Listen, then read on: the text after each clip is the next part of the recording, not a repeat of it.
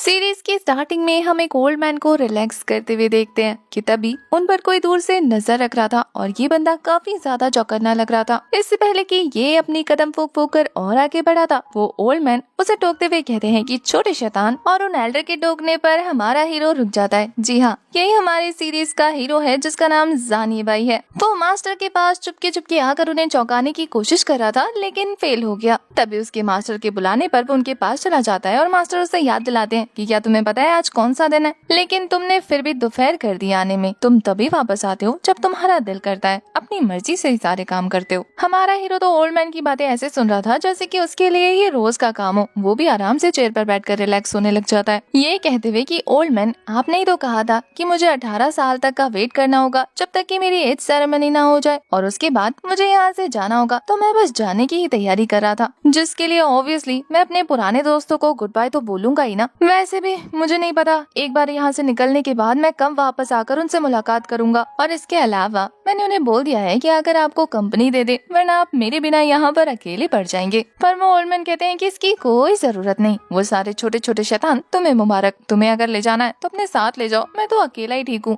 हमारा हीरो भी लाइक, बताओ भलाई का तो जमाना ही रहा, तुम्हारा ही अच्छा सोच रहा था। यहाँ ओल्ड मैन काफी ज्यादा एक्साइटेड होते हुए कहते हैं कि वैसे नन्हे शैतान, मुझे एक बात पता लगी है कि अब तुम काफी ज्यादा बड़े हो चुके हो, तो अब बारी है तुम्हारे लिए एक अच्छी सी वाइफ ढूंढा जाए। फिर वो अपने पास रखी हुई एक स्वॉर्ड लेकर उसे पकड़ाते हुए कहते हैं कि ये लो, इसे तुम अपने साथ जियांग डायनेस्टी पैलेस लेकर जाओ, वहाँ पर अपनी वाइफ को दिखाना, और फिर उन्हें सालों पहले किया हुआ वादा याद आ जाएगा और तुम्हारी शादी वहाँ के प्रिंसेस से हो जाएगी। उन्होंने 20 साल पहले हमसे वादा किया था कि वो अपनी प्रिंसेस की शादी तुम्हारे साथ करेंगे। हमारे हीरो को प्रिंसेस से ज्यादा उस स्वॉर्ड को देखकर दिलचस्पी हो रही थी। वो तो उसे देखकर हैरान होते हुए कहता है कि वाह क्या कमाल की स्वॉर्ड है, और फिर उसमें से निकल रही एनर्जी को देखकर कहता है कि ओल्ड मैन, ये तो आपकी लाइफ ब्लड वाली स्वॉर्ड है ना, तो फिर आखिर आप इसे मुझे कैसे दे रहे हैं? ये तो बहुत ज्यादा औसम है, आप चाहते हैं कि मैं इसे रख लूं? सच में मुझसे वापस तो नहीं लेंगे ना? ओल्ड मैन कहते हैं कि मुझे तुम्हें ये स्वॉर्ड देनी ही पड़ेगी, वरना तो तुम्हारे पास कोई क्वालिफिकेशन नहीं कि वो तुम्हें पैलेस के अंदर एंट्री दे। यहाँ ओल्ड मैन अब तक तो काफी रिलैक्स थे, फिर वो सीरियस होते हुए कहते हैं कि याद रखना, तुम्हारी स्ट्रेंथ उस लेवल तक पहुंच गई है, लेकिन अब तुम रियल वर्ल्ड में कदम रखने जा रहे हो, तो कोशिश करना कि मुसीबत को दावत देने से अच्छा है कि तुम लो प्रोफाइल रहो, ज्यादा लोगों को तुम्हारे और तुम्हारी स्ट्रेंथ के बारे में ना पता लगे, इससे तुम बेकार के पछड़ों में पड़ने से बच जाओगे। और हाँ, लापरवाह होकर अपनी कल्टीवेशन को ढीले मत करना, उस पर अच्छे से फोकस करना, तुम्हारी प्रैक्टिस ही तुम्हारे आगे के लेवल को इंक्रीज करेगी। और इसके अलावा जितनी जल्दी हो सके उतनी जल्दी स्वॉर्ड गॉड रियाल्म पर ब्रेक थ्रू करके पहुंच जाओ और उस ग्लोरी को हासिल करो जो तुम्हारे मास्टर ने कभी हासिल किया था। अब तक हमारा हीरो काफी गौर से ओल्ड मैन की बातें सुन रहा था, लेकिन इस लाइन को सुनते ही वो काफी निराश होते हुए कहता है कि मैं इतने सालों से प्रैक्टिस कर रहा हूँ, अभी तक तो मैं स्वॉर्ड गॉड रियाल्म की शैडो तक को भी नहीं टच कर पाया, पता नहीं स्वॉर्ड गॉड रियाल्म पर कैसे पहुंचूंगा। लेकिन मैं हार तो नहीं मानने वाला, मतलब गिव अप करने वालों में से ये भी नहीं है। इसके बाद वो टॉपिक को चेंज करते हुए कहता है कि वैसे मास्टर, मुझे ये बताइए कि मेरी वाइफ से रिलेटेड आगे और क्या इन्फॉर्मेशन मिल सकती है? आपको अचानक से मेरी शादी का ख्याल कैसे आया? और इसके अलावा मैंने सुना है कि यहाँ से बाहर की लड़कियाँ बहुत ज्यादा खतरनाक है, बिल्कुल टाइगर जैसी। और इसके अलावा सबसे ज्यादा दहलाने वाली बात तो ये है कि आपने कभी मुझे बताया नहीं कि वो पार्टी, सामने वाली पार्टी, एक प्रिंसेस है, इसका मतलब तो वो और ज्यादा खतरनाक होगी। ऐसे में मैं क्या वहाँ की प्रिंसेस को संभाल पाऊंगा? एल्डर उसकी बातों पर मुस्कुराते हुए हल्के से उसे समझाकर कहते हैं कि एक बार अगर तुम स्वॉर्ड गॉड रियाल्म पर पहुँच जाओ ना, तो फिर क्या खतरनाक बाघ और क्या उसका छोटा बच्चा, कोई भी तुम्हारे आगे टिक नहीं पाएगा और तुम सभी को आराम से कंट्रोल कर लोगे। अब ये सब कुछ तुम्हारी एक स्वॉर्ड पर डिपेंड करता है। एल्डर की बातें सुनते हुए तो हमारा हीरो अभी भी आराम फरमा रहा था कि तभी एल्डर उसकी चेयर पर एक जोरदार लात मारकर उसे जमीन पर गिराते हुए कहते हैं कि बेवकूफ लड़के, तुम अभी तक यहाँ पर क्या कर रहे हो? जल्दी से अपना सामान उठाओ, यहाँ से निकलो, लेट हो रहे हो। ऐसा लग रहा है कि हमारे हीरो से ज्यादा उसके टीचर को जल्दी है उसे यहाँ से भगाने की। वो खुद को झाड़ते हुए कहता है कि आप सच में बहुत बुरे टीचर हैं, आपको पता है कि मैं यहाँ पर मे भी दोबारा ना आऊं, लेकिन फिर भी आप कितने बुरे हैं, मुझे भगा रहे हैं। पर एल्डर का कहना था कि बकवास बंद करो और निकलो यहाँ से। हमारा हीरो तो कूदते कूदते उनके पास पहुँच जाता है, ये कहते हुए कि मैं जानता हूँ आप मुझे यहाँ से क्यों भगाना चाहते हैं, आपको अकेले ड्रिंक पीना है ना, अकेले खाना खाना है ना, आप जानते हैं मैं नहीं रहूंगा तो कोई आपका सामान नहीं छेड़ेगा। एल्डर उसकी ज्यादा बकवास नहीं सुनता है, बल्कि अपनी एनर्जी रिलीज करके उसे किक मार के बाहर फेंक देते हैं। ये लात खाने के बाद तो हीरो की हालत ही खराब हो जाती है। वो कहता है कि इतनी जोर से मारने की क्या जरूरत थी, मैं तो बस मजाक कर रहा था। जानी बाई ने अपने सफर को कंटिन्यू कर दिया था।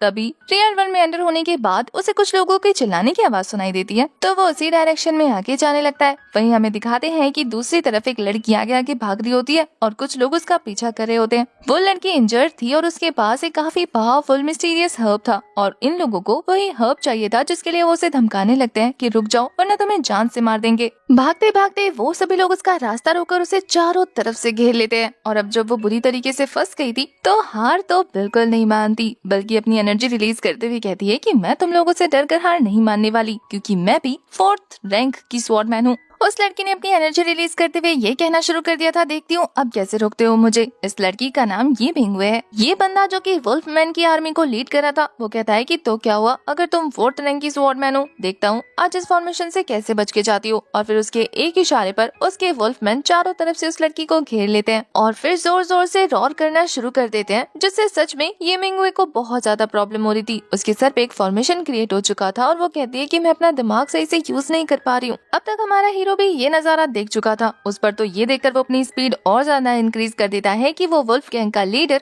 अपने वेपन का यूज करते हुए उस लड़की के ऊपर जंप करके उसे क्रश करने की तैयारी कर रहा है। ये बाई वहां पहुंचने के बाद फटाफट से मिंगवे को पकड़कर साइड हट चुका था, जिससे ये अटैक वेस्ट हो जाता है। जिस अंदाज में ये बाई ने मिंगवे को बचाया था वो तो उससे फुल टू इम्प्रेस हो चुकी थी। वहीं दूसरी तरफ हमारा ये बाई उन वेयरवुल्व्स को डांटते हुए कहता है कि तुम्हारी हिम्मत कैसे हुई यहाँ मौजूद ह्यूमंस को बुली करने की, क्या इस तरीके से तुम लोग अपनी पावर का शो ऑफ करोगे। पर उस लीडर को फर्क नहीं पड़ता, वो कहता है कि एक और मरने के लिए आ गया और फिर वो अपनी गैंग से कहता है कि इसे भी उस लड़की के साथ मौत के घाट उतार दो, और उसने अपना धनुष भी निकाल लिया था। जबकि दूसरी तरफ ये बाई मिंगवे के साथ वहाँ से भागने की तैयारी करने लगता है। तभी ये बंदा अपनी पावर का यूज करके एरो को शूट कर चुका था, जिसे ये बाई ने साइड हट के डॉज कर लिया था। अब ये बाई तो अपने मास्टर की बात मानते हुए इस पछड़े से पीछे हटने की कोशिश कर रहा था, लेकिन वो कहता है कि आज के लिए मुझे मास्टर के बनाए हुए रूल को साइड में करना होगा और तुम लोगों को सबक सिखाना ही पड़ेगा। उसका एटीट्यूड देखकर ये बंदा कहता है कि तुम एक नॉर्मल से सिविलियन, आखिर तुम्हारी हिम्मत कैसी हुई मुझसे इस टोन में बात करने की। ये बाई ने अपनी स्ट्रेंथ छुपा रखी थी, इस वजह से इस बंदे को पता नहीं कि वो किससे बहस कर रहा है। वो कहता है कि अगर तुम दोनों मिलकर मेरे सामने नील डाउन होकर मुझसे माफी मांगो अपनी जान की, तो फिर मैं तुम पर रहम खाऊंगा, और अगर तुम वो स्नो लोटस भी मुझे हैंड ओवर कर दो फिर तो तुम दोनों यहाँ से जा सकते हो। अब उसकी बातों से ये बाई को इतना पता लग जाता है कि इनके स्नो लोटस को चुराने वाली और कोई नहीं बल्कि उसके पास खड़ी हुई मिंगवे है। और अब वो बड़े गौर से इस खूबसूरत लड़की को देखते हुए कहता है कि वो तुम हो जिसने इनका स्नो लोटस चुराया। पर ये सब बोलते हुए उसे वो काफी ज्यादा सुंदर लग रही थी। यहाँ दूसरी तरफ मिंगवे को दिखाते हैं, जो कि आगे बढ़ते हुए यही सोच रही थी कि मैं इंजर्ड हूँ और मैं अपनी इस मुसीबत में इस लड़के को नहीं घसीट सकती, जबकि इसने मेरी जान बचाई है। तो इस वजह से तो वो उस वेयरवुल्फ लॉर्ड से कहती है कि जैसा कि तुमने कहा, अगर मैं ये स्नो लोटस तुम्हें हैंड ओवर कर दूं तो क्या तुम हमें यहाँ से जाने दोगे। वो बंदा तो कहता है कि शायद तुमने मेरी बात पूरी तरह से सुनी नहीं, तुम्हें नील डाउन होकर मुझसे माफी भी मांगनी है। पर मिंगवे के तो अलग ही तेवर थे। वो कहती है कि मुझसे नील डाउन कराकर माफी मांगना, तुम सिर्फ सपने देखो, क्योंकि मैं ये कभी नहीं करने वाली। तो इसका मतलब ये है कि मुझे तुम्हारे साथ ज्यादा पोलाइट होने की एक्टिंग करने की कोई जरूरत नहीं। और फिर वो वहीं खड़े खड़े उस फ्लावर को रिफाइन करती है और उसे खा जाती है। ये बाई भी ये देखकर हैरान था कि इस लड़की ने एक झटके में इस ब्लड फ्लावर को रिफाइन कर लिया। आज तक उसने ऐसा किसी को करते हुए नहीं देखा था। वहीं दूसरी तरफ जैसे ही मिंगवे इस फ्लावर को खाती है ना, उसकी एनर्जी काफी तेजी से बूस्ट अप हो चुकी थी। अब इस प्रेशर की वजह से उन लोगों को दिक्कत तो काफी होती है, लेकिन वो वेयरवुल्फ लॉर्ड कहता है कि आखिर तेरी हिम्मत कैसे हुई, मेरे ही सामने मेरे ही फ्लावर को रिफाइन करके ऑब्जर्व कर लिया। पर ये भाई भी लाइक, अरे यार ये नेचुरल चीज है, जिसके हाथ लगी उसने ऑब्जर्व कर लिया, अपनी पावर बढ़ा ली। अगर तुम्हें चाहिए तो यहाँ पर और मौजूद है, तुम कोई दूसरा ले लो ना। अब उसकी बातों से तो इस बंदे का गुस्सा 7वें आसमान पर पहुंच जाता है। वो कहता है कि अभी तुझे सबक सिखाता हूँ, तेरी जबान तो कुछ ज्यादा ही चल रही है। और फिर वो तेजी से दौड़ते हुए हमारे ये भाई के ऊपर अपने वेपन से लगातार हिट देने की कोशिश करने लग जाता है, जैसे हमारे ये भाई ने बहुत ही आराम से डॉज कर लिया था। और अब तो वो भी अपनी स्वॉर्ड को निकाल कर उसके साथ जमकर फाइट करने लगता है, जहाँ काफी देर तक दो हाथ करने के बाद हमारा हीरो उस बंदे पर जबरदस्त अटैक करता है, जिससे वहाँ पर तेज एनर्जी रिलीज होनी शुरू हो चुकी थी। मिंगवे भी इसका रिजल्ट देखने के लिए बेकरार थी और वहीं देखने को मिलता है कि ये भाई ने उस बंदे को पीछे धकेल दिया। हाँ, ये बात अलग थी कि वो बंदा इंजर्ड नहीं हुआ बल्कि वापस से फाइट करने के लिए तैयार हो गया। अब वो वेयरवुल्फ का लॉर्ड काफी पावरफुल अटैक प्रिपेयर करने लगा था हीरो को मारने के लिए, लेकिन ये भाई भी लाइक कि तुम मुझे रोक नहीं सकते। उसने तो अपनी स्वॉर्ड चलाकर उसके हाथ पे कट लगा दिया था, जिससे उसका वेपन उसके हाथ से छूट जाता है। और वो जो कि अब तक ये भाई को अंडर एस्टिमेट कर रहा था, वो कहता है कि ऐसा कैसे हो सकता है, ये लड़का कोई आम लड़का नहीं है, ये सच में पावरफुल है। वही अपने लीडर के घायल होने के बाद 2 चमचे आगे बढ़ते हुए हमारे ये भाई को इंजर्ड करने की कोशिश कर रहे थे, पर वो तो एक स्लैश लगाकर दोनों को ही एक बार में ढेर कर देता है, वो भी ये कहते हुए कि तुम लोग तो सच में बहुत स्लो हो यार। अब इस प्रेशर की वजह से वो लॉर्ड और भी बुरी तरीके से शेक करने लग गया था, लेकिन तभी उसकी हेल्प करने के लिए उसके गैंग में से और भी बहुत सारे पावरफुल मेंबर्स आ जाते हैं। वहीं दूसरी तरफ ये भाई मिंगवे से कहता है कि तुम जाकर रेस्ट करो, इन लोगों को मैं संभाल लूंगा, वैसे भी ये छोटे मोटे वेयरवुल्व्स हैं। उसकी बात मानकर मिंगवे तो कल्टीवेशन करने लग जाती है, लेकिन वो ये देखकर हैरान थी कि अब 4th लेवल के वेयरवुल्व्स आ चुके हैं, जो कि पहले के मुकाबले बहुत ज्यादा ताकतवर है, और वो अपना ताकत शो करते हुए हमारे हीरो को धमकी भी दे देते हैं कि वो उसे क्रश करके रख देंगे। एक वुल्फ तो काफी तेजी से अपनी एनर्जी को रिलीज करके एक पावरफुल अटैक क्रिएट कर लेता है और उसे हमारे हीरो की तरफ थ्रो करने लग जाता है। जैसे ही वो वेयरवुल्फ हमारे हीरो के पास आता है, हमारा हीरो अपनी स्वॉर्ड से उसे ब्लॉक कर लेता है और उठाकर दूर पटक देता है। उसका ये अटैक सच में काफी ज्यादा जबरदस्त था। वो बुल तो उड़ते उड़ते काफी दूर जाकर गिर गया था। वहीं उसका कहना था कि मुझे लगा था मुझे थोड़ा एफर्ट लगाना पड़ेगा, पर ये तो एफर्टलेसली हो गया। वहीं उसका ये कूल रूप देखने के बाद मिंगवे भी बहुत खुश हो जाती है, क्योंकि वो थोड़ा सा डर रही थी कि पता नहीं ये वेयरवुल्फ हमारे हीरो को हरा दे या घायल कर दे। पर ये भाई तो स्वाग दिखाते हुए कहता है कि इनफ इज इनफ, अब अगर कोई मुझे फोर्स करेगा तो मुंह की खाएगा। ये भाई ने वहाँ पर मौजूद ऑलमोस्ट सभी वेयरवुल्व्स को हरा दिया था, और ये देखने के बाद तो वो वुल्फ लॉर्ड डरते हुए पर चौड़ कर कहता है कि आखिर तुम्हें पता है कि मैं कौन हूँ? मैं वेयरवुल्फ प्रिंस वुल्फ गॉड हूँ। उसकी बातें सुनकर ये भाई डरता नहीं है, बल्कि कहता है कि इंटरेस्टिंग, तुम एक प्रिंस हो, मुझे तो पता ही नहीं था। ये सुनकर वुल्फ लॉर्ड इतराते हुए कहता है कि इसीलिए तुम जैसे नॉर्मल ह्यूमन को मेरे आगे घुटने टेक कर मुझे ग्रीट करना चाहिए, हमें नोबल रिस्पेक्ट देनी चाहिए, क्योंकि तुम किसी भी एंगल से मेरे कंपैरिजन के नहीं हो। अगर मैं फाइट करने पे आया तो तुम्हें चुटकियों में हरा दूंगा। अब ये सारी बकवास सुन के ये भाई कहता है कि ठीक है, चलो तुम्हें थोड़ी सी रिस्पेक्ट शो कर देते हैं। ये बोलने के बाद वो अपनी एनर्जी रिलीज करता है और जमीन पर एक जबरदस्त स्लैश लगाता है। इससे पहले कि ये स्लैश उस वुल्फ गॉड को हिट हो पाता, वो अपनी सारी आर्मी लेकर वहाँ से 9-2-11 हो गया था। जो लोग बेहोश हो चुके थे वो भी अपनी जान बचाकर वहाँ से भाग जाते हैं, क्योंकि जरा सोचो, उनका प्रिंस ही उनकी जान बचाने के लिए वहाँ पर नहीं है तो वो क्या ही करेंगे। उन लोगों को वहाँ से जाता देखकर मिंगवे ये भाई से कहती है कि क्या तुम उन्हें जाने दोगे? यूं ही क्या हो अगर वो वापस आकर हमारे लिए और मुसीबत खड़ी कर दे? अगर वो यहाँ से अपनी जान बचाकर भागे हैं और पीछे से और बड़ी आर्मी लेकर आ जाते हैं तो फिर हम मुसीबत में पड़ जाएंगे ना। इसीलिए ये अच्छा मौका था, तुम्हें उन्हें नहीं जाने देना चाहिए था। वो ऑक्स ह्यूमन के दुश्मन है, वो उनका भला नहीं सोच सकते। ये सभी बातें सुनने के बाद ये भाई मिंगवे को शांत कराते हुए कहता है कि कोई बात नहीं, हम ह्यूमंस हैं ऑक्स से अलग, और यही चीज हमें डिफरेंट बनाती है। इसके अलावा वो वुल्फ प्रिंस अगर हमारे लिए मुसीबत खड़ी करने आया तो मैं सबसे पहले उसे ही निपटा दूंगा, तो सारी आर्मी यहाँ से भाग जाएगी। तो तुम उसकी चिंता मत करो कि वो हमारे लिए मुसीबत खड़ी कर सकता है या नहीं। अब ये भाई की फाइट तो मिंगवे ने देख ली थी, तो उसे उस पर ट्रस्ट हो जाता है। वो कहती है कि चलो ये ज्यादा सीरियस नहीं हो रहा तो मुझे भी नहीं होना चाहिए, और वो उसकी बात मान जाती है। यहाँ सारी चीजें शांत होने के बाद ये वही मिंगवे को बताता है कि तुम घायल हो गई हो, इस वजह से तुम्हारी ड्रेस फट गई है। अगर तुम्हारे पास कोई और है तो तुम्हें चेंज कर लेना चाहिए। अब ये देखकर कि उसकी ड्रेस फट गई है, उसकी बॉडी रिवील हो रही है, वो तो जोर से चिल्ला देती है कि बेशरम, पहले नहीं बता सकते थे। अब इस पे हमारा हीरो क्या ही करता, लड़ते लड़ते थोड़ी ना बता देता कि तुम्हारी ड्रेस फटी है। अब मिंगवे कहती है कि मुझे चेंज करना है तो तुम जल्दी से अपनी आंखें बंद कर लो, और फिर वो नोटिस करती है कि वो एक आंख खोलकर चेक कर रहा है। शरारती तो ये भी कम नहीं है। ये बोलते हुए भी चुपके चुपके आंखें खोल रहे थे कि तुम्हें कौन देखना चाहता है। अब मिंगवे जैसे तैसे ये भाई को वहाँ से भगाती है ताकि वो पहरा देते रहे और कोई मिंगवे को ड्रेस चेंज करते हुए ना देख ले। वहीं दूसरी तरफ वो खुद ड्रेस चेंज करने चली जाती है। थोड़ी देर के बाद दोनों एक साथ अपने सफर को कंटिन्यू करते हैं, जहाँ सबसे पहले तो दोनों एक दूसरे को इंट्रोड्यूस करके अपना अपना नाम बताते हैं। मिंगवे बताती है कि वो जेड डायनेस्टी से है। ये भाई बताता है कि पहले तो उसे लगा था कि मिंगवे लोकल है, पर उसे अब हैरानी हो रही है ये जानने के बाद कि वो पैलेस से बिलोंग करती है। तभी अचानक से देखते ही देखते मिंगवे की हालत खराब होनी शुरू हो चुकी थी। ये भाई उसे संभालते हुए कहता है कि क्या हुआ। वो बताती है कि जल्दी जल्दी में उस फ्लावर को खाने की वजह से वो अच्छे से रिफाइन नहीं कर पाई, और इसी वजह से वो उसकी बॉडी पर हावी हो रहा है। पर तभी दोनों नोटिस करते हैं कि वो दोनों कुछ ज्यादा ही पास है और सिचुएशन काफी ज्यादा ऑकवर्ड हो जाती है। अब उन दोनों को एक जगह पर रुकना था ताकि मिंगवे अपनी रिफाइनिंग को कम्प्लीट कर सके, ताकि उसकी हेल्थ ठीक हो जाए और फिर वो आगे बढ़ सके। थोड़ी देर के बाद दिखाते हैं कि मिंगवे तो आराम से कल्टीवेशन कर रही थी, वहीं ये भाई उसके सामने बैठकर आराम से उसे प्रोटेक्ट कर रहा था। जहाँ बैठे बैठे उसकी खूबसूरती को निहारते हुए वो कहता है कि ये कितना खूबसूरत है, फ्यूनिक्स माउंटेन से भी ज्यादा खूबसूरत। थोड़ी देर के बाद जब मिंगवे अपनी कल्टीवेशन कंप्लीट कर लेती है तो वो खुद को घूरता देकर कहती है कि क्या घूर रहे हो, क्या मेरे चेहरे पे कुछ लगा है? पर ये भाई कहता है कि नहीं, तुम सच में बहुत सुंदर हो, मैंने तुम्हारी जैसी लड़की हमारे गाँव में कभी नहीं देखी। अब गाँव वाली बात सुनकर मिंगवे को अजीब लगता है कि ये मुझे अपने गाँव की लड़कियों के साथ कंपेयर क्यों कर रहा है। पर फिलहाल के लिए वो इस बात को इग्नोर करते हुए हमारे हीरो को एक टोकन पकड़ा मुस्कुराते हुए कहती है कि तुमने मेरी जान बचाई है और मुझे तुम्हें थैंक यू बोलना है, तो तुम एक काम करो, तुम भी डायनेस्टी जा रहे हो ना, तो ये टोकन अपने साथ रखो। जब तुम डायनेस्टी पहुंच जाओगे ना तो तुम्हें इसके लिए रिपे किया जाएगा। अब मिंगवे को थ्रो करने के बाद उसने कैच तो कर लिया था, पर वो कहता है कि एक स्वॉर्डमैन होने की वजह से छोटी मोटी टेक्निक परफॉर्म करके अगर मुझे किसी की जान बचानी पड़ती है तो मुझे उसके लिए रिपे होने की कोई जरूरत नहीं है। और वैसे भी मैंने तुम्हारी जान इंसानियत के लिए बचाई है, ना कि इसलिए कि मुझे बदले में गिफ्ट्स मिले। अब यहाँ से वो दोनों अपना अपना सफर अलग अलग कंटिन्यू करने वाले थे, तो हमारा हीरो उससे अलविदा लेता है और वहाँ से रवाना हो जाता है। ये बाई का इम्प्रेशन मिंगवे के सामने कुछ खास अच्छा नहीं बनता। वो कहती है कि कितना रूड है ये लड़का, लेकिन फिर भी जब ये बाई अपनी मस्ती में आगे बढ़ रहा था तो वो उसके पीछे पीछे गुनगुनाती हुई पहुंच जाती है। उसे अपने पीछे आता देखकर ये बाई भी लाइक कि तुम मेरा पीछा क्यों कर रही हो।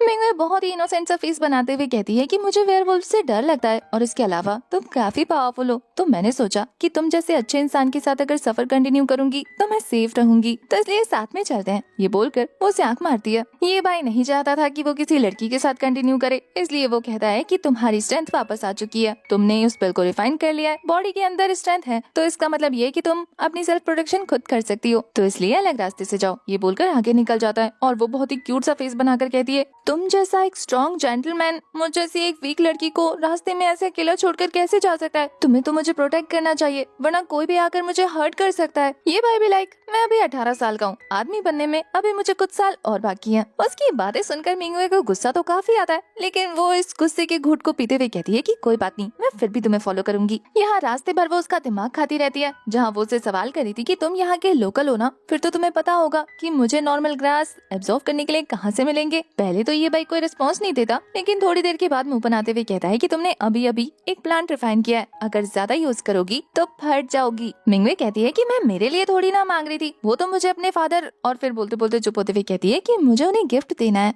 ये भाई को भी ये सुनकर लगता है कि मिंगवे कितनी अच्छी डॉटर है, अपने फादर के बारे में इतना सोचती है। वहीं दूसरी तरफ हम एक कमांडर और उसकी बड़ी सी सेना को जंगल की तरफ आगे बढ़ते हुए देखते हैं कि तभी एक सोल्जर तेजी से कमांडर के पास आता है और उन्हें ग्रीट करते हुए कहता है कि कमांडर यंकी, मैंने प्रिंसेस के ट्रेसेस देखे हैं जंगल के काफी डीप जाते हुए। इसका मतलब ये है कि हमें उन निशानियों का पीछा करके जल्द से जल्द प्रिंसेस को वापस लाना होगा, नहीं तो वहाँ पर मौजूद वेयरवुल्फ क्रिएचर प्रिंसेस को कोई हर्ट ना कर दे। अगर ऐसा हुआ तो फिर हम सब के लिए बहुत बड़ी मुसीबत खड़ी हो जाएगी। ये सुनना था कि कमांडर यंकी उस सोल्जर को ऑर्डर देता है कि ठीक है, हमें वहाँ तक ले चलो जहाँ पे प्रिंसेस के ट्रेसेस मिले हैं, ताकि हम जल्द से जल्द उनका पता लगा सके। तो बस फिर क्या था, वो सोल्जर उन लोगों को रास्ता दिखाने लगता है और वो लोग इसके पीछे पीछे चलने लगते हैं। वहीं दूसरी तरफ ये भाई और मिंगवे को दिखाते हैं जो कि स्नेक ग्रास तक पहुंच चुके थे। ये भाई उसे सक्सेसफुली वहां तक ले आया था और अपने सामने इतने सारे स्नेक हब्स को देखने के बाद वो खुश हो जाती है। पर जब उन ग्रास को पिक करने की कोशिश कर रही थी कि तभी उसके सामने उन स्नेक ग्रास को प्रोटेक्ट करता हुआ स्नेक अपीयर हो जाता है, जिसे देखकर तो वो काफी ज्यादा डर जाती है और ये भाई भी लाइक फिर से एक और मुसीबत। हालांकि उसे डर नहीं लग रहा था, लेकिन वो चाहता था कि उसका सफर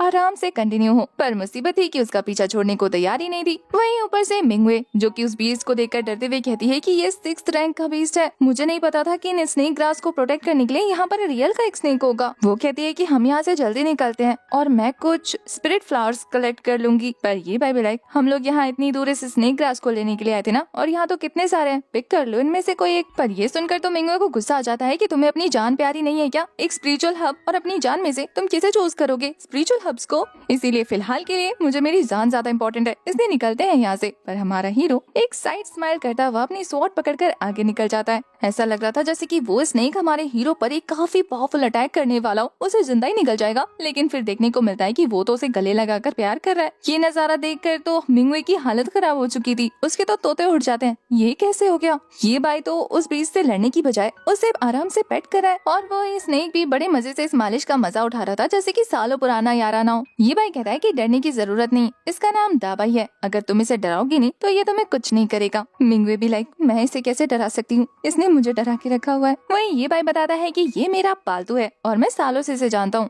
अगर इसे खतरा महसूस नहीं होता तो ये किसी पर अटैक नहीं करता। और फिर दिखाते हैं कि वो दोनों साइलेंट कॉन्वर्सेशन कर रहे हैं। यहाँ पर हमारा हीरो बताता है कि मैंने दाबाई के साथ एक डील की है कि मैं यहाँ से कुछ स्नेक ग्रास लूंगा, बदले में ये मुझे कुछ नहीं करेगा, इसलिए तुम्हें जितने कलेक्ट करना है कर लो। ये सुनकर तो हमारी मिंगवे खुश हो जाती है और फिर स्नेक ग्रास कलेक्ट करना शुरू कर देती है। पर तभी वहाँ पर 6th रैंक का ईगल भी आ जाता है, जिसे देखकर वो चौकन्ना हो चुकी थी। उसे देखकर भी हमारा हीरो खुश हो जाता है। वो तो हैरान थी कि इसकी किस किस के साथ दोस्ती है। ये बाई को दिखाते हैं, वो तो बड़े मजे से उस गोल्डन ईगल के ऊपर चढ़ते हुए कह रहा था कि जाओ सियांग, तुम भी यहाँ पर आ गए। तुम्हें देखकर लग रहा है कि तुम पहले से भी ज्यादा हट्टे कट्टे हो गए हो। कमाल की बात है। वो उसकी पीठ पर बैठकर सवारी एंजॉय कर रहा था। उस ईगल को भी कोई प्रॉब्लम नहीं होती। वो राजकुमार को अपनी पीठ पर सवार करके आसमान की सैर करा रहे थे। मिंगवे अपने मन में सोचती है कि इसके इतने खतरनाक जानवरों के साथ दुश्मनी है, ये चीजें कैसे मैनेज करता है। क्या ये खुद भी कोई मॉन्स्टर तो नहीं, वरना किसी नॉर्मल ह्यूमन के लिए इतने बड़े बड़े खतरनाक जानवरों से दोस्ती रखना पॉसिबल नहीं है।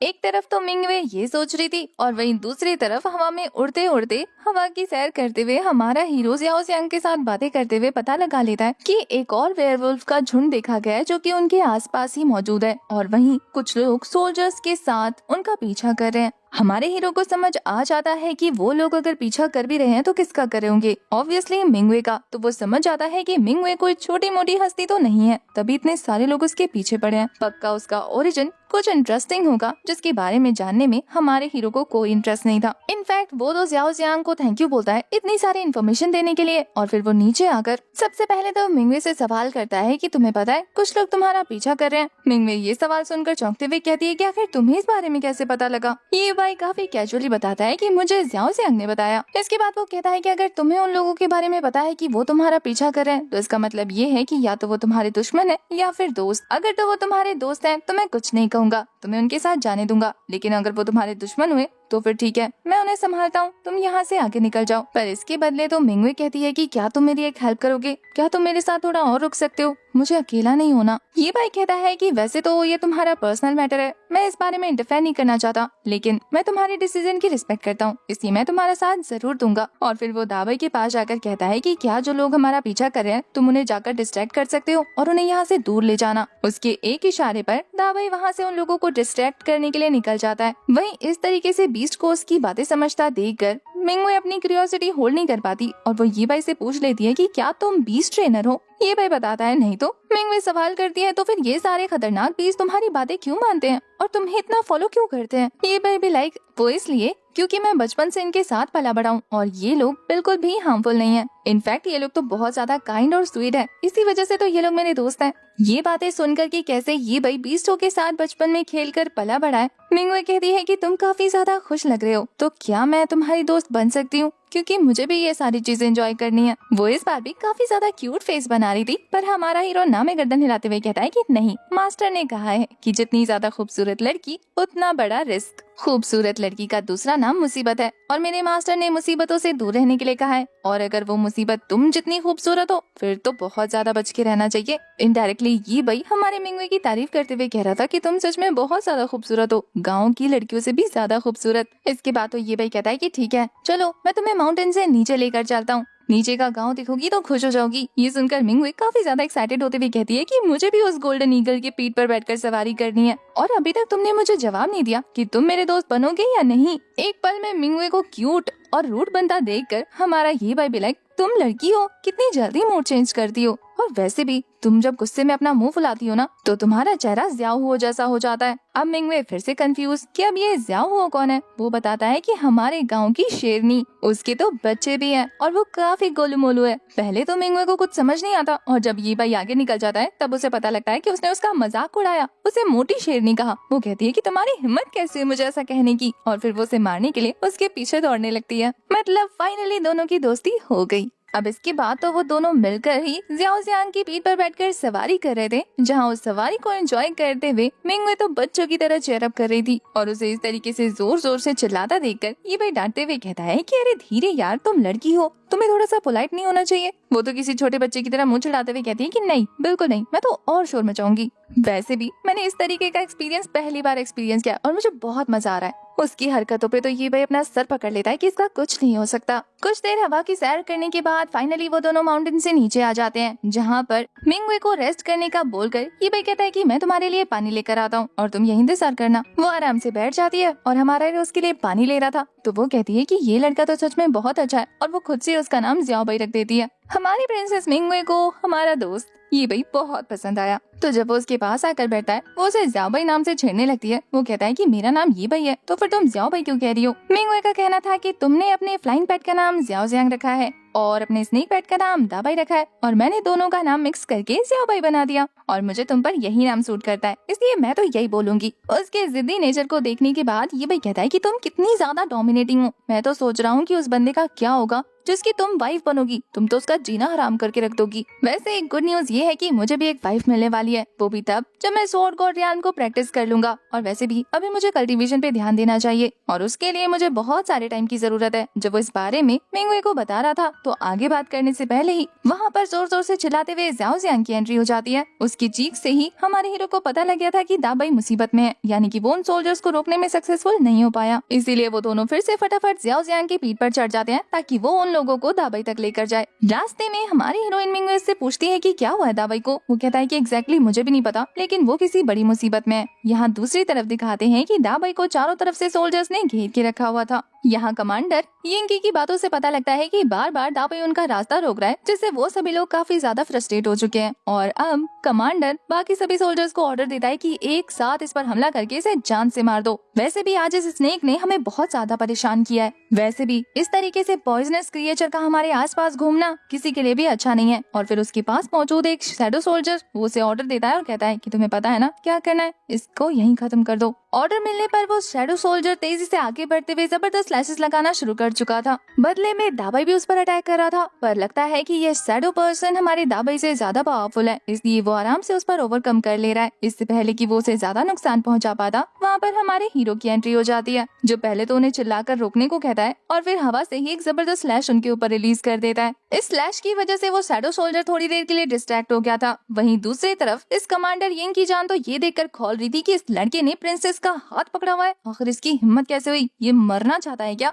वो तो सीधा सीधा हमारे ये भाई को धमकी देना शुरू कर चुका था कि प्रिंसेस का हाथ छोड़, नहीं तो यहीं दफन कर दूंगा। शैडो सोल्जर भी ये भाई पर हमला करने के लिए आगे बढ़ने लगा था, पर दाबाई बीच में आकर उसके हमले को रोक लेता है। और वहीं दूसरी तरफ तभी मिंगवे ऑर्डर देती है कि ये सब कुछ यहीं बंद करो। अब फिर क्या, प्रिंसेस का ऑर्डर मिलना था तो कमांडर अपने शैडो सोल्जर को पीछे हटने को कह देता है। सभी गार्ड प्रिंसेस को ग्रीट करते हैं और वो उन सभी को फाइट रोकने को कहती है। सभी लोग पूछ रहे थे कि आखिर ये लड़का कौन है। वहीं ये भाई को दिखाते हैं, वो तो दाबाई के लिए परेशान था। जब वो देखता है कि उसकी एनर्जी कम हो गई है तो अपने पास से मैजिकल हर्ब निकालकर उसे पिला देता है। अब ये देखकर कि इस लड़के के पास मैजिकल हर्ब है, वो लोग और ज्यादा क्यूरियस हो जाते हैं जानने के लिए कि ये लड़का कौन है। प्रिंसेस उन लोगों को कुछ नहीं बताती, बल्कि हमारे ये भाई को बाय बाय बोलते हुए कहती है कि अब मुझे जाना होगा। और वो अपने सोल्जर से कहती है कि खबरदार, अगर दोबारा दाबाई को हर्ट किया मैं तुम लोगों के साथ चलने के लिए तैयार हूँ। ये भाई को यकीन नहीं हो रहा था कि अब वो जा रही है। वो कंफर्म करता है तो वो कहते हैं कि हाँ, अगर तुम कभी पैलेस आना तो मुझे जरूर ढूंढना। इसके अलावा 1 साल के अंदर अंदर शायद मैं तुम्हें वहाँ दोबारा ना मिलूं। मिंगवे की 1 साल वाली बात सुनने के बाद ये भी कहता है, क्यों 1 साल बाद तुम्हें कुछ होने वाला है? पर उसके बिहाफ पर वो कमांडर यिंग बताता है कि कुछ नहीं, बस प्रिंसेस मिंगवे की शादी तय हो गई है और 1 साल के अंदर उनकी शादी हो जाएगी एक बहुत ही अमीर लड़के के साथ, जिसे उनके फादर ने पसंद किया है। मिंगवे भी सैड होते हुए कहती है कि हाँ, मुझे उस लड़के के बारे में कुछ नहीं पता, ये शादी मेरे फादर ने अरेंज की है, तो इस वजह से मेरे पास ज्यादा वक्त नहीं है, तो तुम आ जाना, ओके? वैसे प्रिंसेस ने ऐसा बोल तो दिया था, लेकिन मिंगवे की बातों से ऐसा लग रहा था जैसे कि वो अपनी मर्जी के खिलाफ शादी बिल्कुल नहीं करेगी और वो अपने फादर को पटा लेगी किसी तरीके से शादी को कैंसिल करने के लिए। कमांडर उसे ऐसा करने से रोकने चाहते थे, पर वो तो हमारे ये भाई के पीछे छुप जाती है और ये भाई उसे प्रोटेक्ट करते हुए कहता है कि अगर तुम शादी नहीं करना चाहती तो करने की कोई जरूरत नहीं, ये फैसला तुम्हारा होना चाहिए, किसी और का नहीं। अब ये देखकर कि उनकी प्रिंसेस को भड़काया जा रहा है, ये कमांडर तो आंख बबूला हो जाता है और कहता है कि इस कमीने का हाथ काट दो, ये प्रिंसेस को बार बार छू कैसे रहा है। उनमें से एक सोल्जर आकर हमारे ये भाई पर ऑलमोस्ट हमला करने ही वाला था। ये देखकर तो मिंगवे भी हैरान रह जाती है। तभी मिंगवे आकर अपनी पावर रिलीज करके उस गार्ड को वहीं गिरा देती है। अब गार्ड कितना ही पावरफुल क्यों ना हो, अपनी प्रिंसेस से ज्यादा तो नहीं हो सकता था ना। वो मिंगवे के एक ही अटैक पर जमीन पर ढेर हो चुका था। अब ये देखकर तो कमांडर को गुस्सा आने लगता है। वो प्रिंसेस मिंगवे से कहता है कि क्या आप इस 2 टके के लड़के के लिए अपने ही देश के लोगों को घायल करेंगी? आखिर ये लड़का जिससे आप अभी मिले हैं, उसके लिए आप अपने सोल्जर्स को कैसे हर्ट कर सकती हैं प्रिंसेस? पर कमांडर जिस तरीके के वर्ड्स का यूज हमारे ये भाई के लिए कर रहे थे, ये सुनकर मिंगवे को गुस्सा आता है और वो कहती है कि अपनी जबान संभाल के बात करो। पर अब ये देखकर कि प्रिंसेस उसे भी नहीं छोड़ रही है, वो और ज्यादा आग बबूला होकर ये भाई को कहता है कि आखिर तू है कौन बे, क्या तू इस लायक भी है कि प्रिंसेस के साथ खड़ा रह सके? तू उन्हें छूने की हिम्मत कैसे कर सकता है? ये कमांडर तो इतना ज्यादा चिढ़ रहा है जैसे कि खुद प्रिंसेस को पसंद करता हो। वहीं कमांडर ने हमारे हीरो को उसकी औकात दिखाने के लिए ये कह दिया था कि तू जानता भी है आखिर ये कौन है? ये जियांग डायनेस्टी की प्रिंसेस है और तुझ जैसा लोकल इंसान इनके आसपास होना भी डिजर्व नहीं करता। अब ये सारी बातें सुनने के बाद ये भाई कहाँ चुप रहने वाला था। वो आगे आते हुए कहता है कि तो क्या हुआ, वो प्रिंसेस है तो क्या अपनी जिंदगी का फैसला क्या वो खुद नहीं ले सकती? और मुझे बस मिंगवे की मर्जी से मतलब है, उसे तुम लोगों के साथ नहीं जाना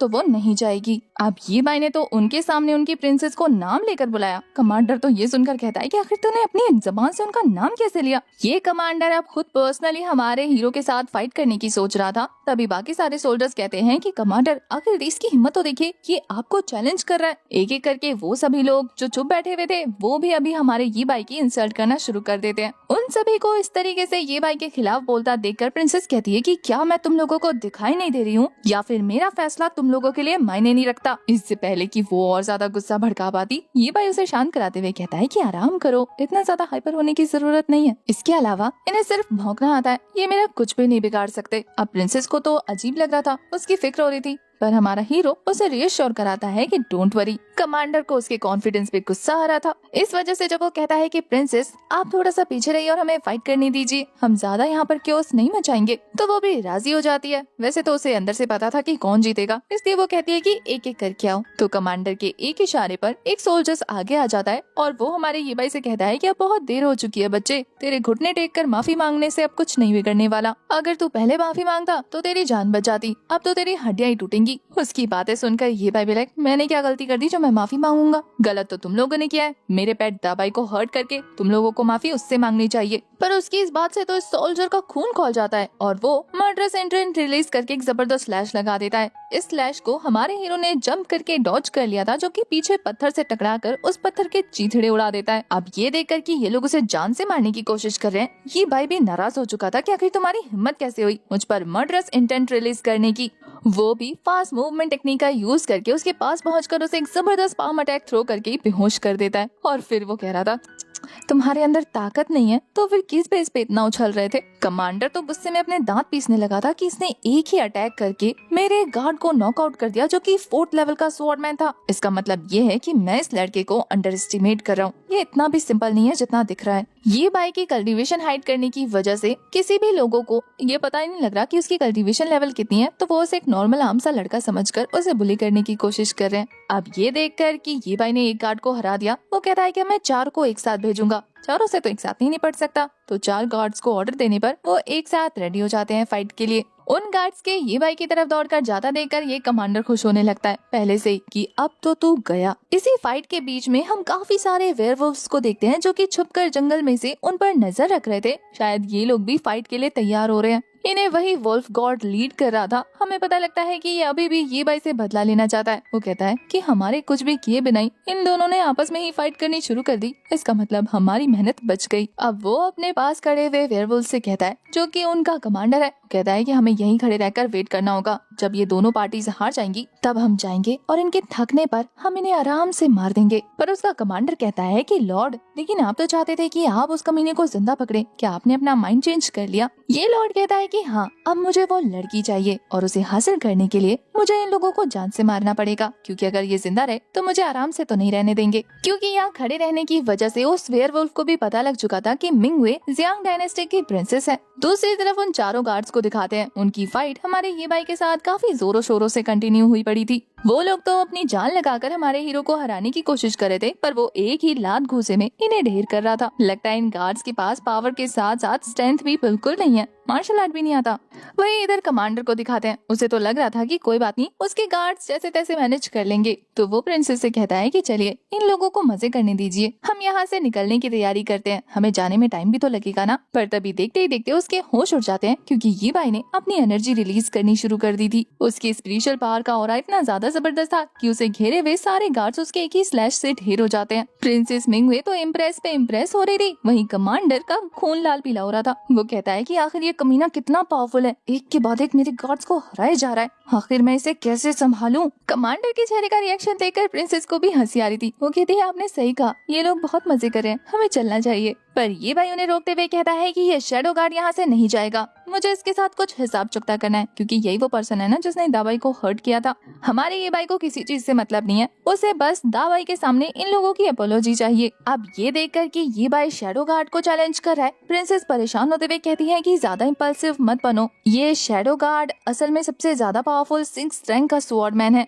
मुझे नहीं लगता कि तुम्हें इसके साथ फाइट करनी चाहिए ये भाई, और वैसे भी ये हमारा गार्ड है, तो क्यों ना मैं दाबाई से माफी मांग लूं, क्या मेरी अपोलॉजी एक्सेप्ट करोगे? पर ये भाई उस तरीके का इंसान नहीं कि किसी और की गलती की सजा किसी और को दे। वो कहता है कि अगर गलती इसने की है तो कोई और इसकी रिस्पॉन्सिबिलिटी क्यों ले, ये खुद माफी मांगेगा, मुझे तो बस सिर्फ इस शैडो गार्ड की अपोलॉजी एक्सेप्ट चाहिए। अब ये सुनकर तो कमांडर के दिमाग में काफी बुरा ख्याल आता है, वो सोचता है कि क्यों ना शैडो गार्ड के हाथों से इस लड़के को मरवा दे। तो वो शैडो गार्ड को ऑर्डर करते हुए कहता है कि जाओ, अगर ये लड़का तुमसे माफी मंगवाना चाहता है तो माफी मांग लो। ये सुनकर पीछे मौजूद सारे गार्ड जोर जोर से हंसने लगते हैं और शैडो गार्ड भी आगे आते हुए कहता है कि अगर तुझे मुझसे माफी मंगवानी है ना, तो पहले तुझे साबित करना होगा कि तू मेरे से ऊपर है। तुझे क्या लगता है कि तूने इन एरो गैरो बेवकूफों को हरा दिया तो तू मुझे भी हरा सकता है? तू मेरे सामने किसी इनविजिबल पर्सन जैसा ही है, क्योंकि तेरी स्ट्रेंथ मेरे आगे किसी काम की नहीं। ये भाई कहता है कि ये तो तुमने ठीक कहा कि मेरी स्ट्रेंथ ज्यादा नहीं है, लेकिन इसका मतलब ये नहीं कि मैं तुझे नहीं हरा सकता, मेरी पावर तुझे हराने के लिए काफी है।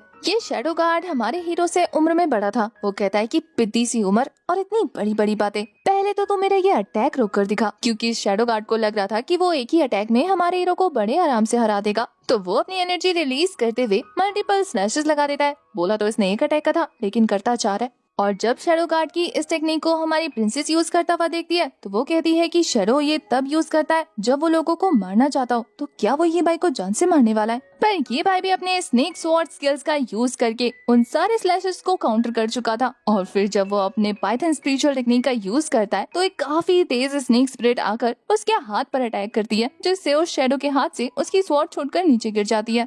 वो तो अपना हाथ पकड़कर ही जमीन पर बैठ गया था। शैडो गार्ड को इस तरीके से अपना हाथ पकड़कर कराता देखकर सभी गार्ड्स कहते हैं कि क्या इस लड़के ने शैडो गार्ड को हरा दिया? क्या उस लड़के की स्वॉर्डमैनशिप हमारे शैडो सामा से बेहतर है? उस पर दूसरा वाला गार्ड कहता है कि मैंने तो उसके ऑरा को सेंस किया था, मुझे तो उसका ऑरा इतना पावरफुल नहीं लगा, तो फिर ये कैसे पॉसिबल है कि उसने 6th रैंक के शैडो गार्ड को हरा दिया, वो भी सिर्फ अपनी एक पावरफुल टेक्निक का यूज करके, जो कि उसके हिसाब से देखकर लग रहा था कि उसके लिए नॉर्मल बात हो। हमें दिखाते हैं कि हमारे हीरो ने तो ब्लड इंटेंट का यूज किया भी नहीं था, उसने तो अपनी लकड़ी की स्वॉर्ड का यूज किया था, क्योंकि उसके मास्टर ने उसे सिखाया था कि किसी को भी जान से मारने की कोई जरूरत नहीं, अगर बात तुम्हारा अटैक उसे नॉर्मल तरीके से हरा दे तो। और ये भाई ने अपने मास्टर की बातों को बखूबी फॉलो किया। वो चाहता तो अपनी नॉर्मल स्वॉर्ड से अटैक करके उस बंदे को जान से मार सकता था, पर उसने सिर्फ उसे हर्ट किया, ये शो करने के लिए कि उसके पास स्ट्रेंथ है, लेकिन वो यूज नहीं कर रहा है, उसके पीछे रीजन है। दूसरी तरफ दिखाते हैं कि वो शैडो गार्ड अब भी नहीं रुकने वाला था, वो फिर से हमला करने के लिए ये भाई की तरफ बढ़ने लगता है।